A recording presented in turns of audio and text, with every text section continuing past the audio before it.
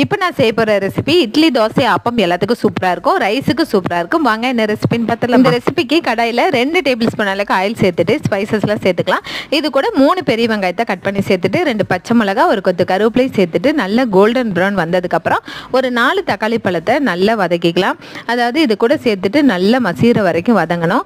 அது கூட நம்ம வந்து ஒரு 1.5 ஸ்பூன் அளவுக்கு மல்லித்தூள், 1 ஸ்பூன் கறி மசாலா, 1 ஸ்பூன் மிளகாத்தூள், 1/2 ஸ்பூன் மஞ்சத்தூள் சேர்த்துட்டு இதை நல்லா மிக்ஸ் பண்ணதுக்கப்புறம் நம்ம வந்து 2 கேரட்டை அதை வந்து நல்ல நீல வாக்கில் கட் பண்ணியிருக்கேன். மெலிசாக கட் பண்ணிவிட்டு இதை நல்லா வதக்கிட்டு இது கூட கொஞ்சமாக தண்ணி சேர்த்து க்ளோஸ் பண்ணி இந்த கேரட் வெந்ததுக்கப்புறம் இதில் 1 கப் அளவுக்கு நம்ம வந்து காளானி நீளமாக கட் பண்ணியிருக்கேன். அதையும் இது கூட சேர்த்துக்கலாம்.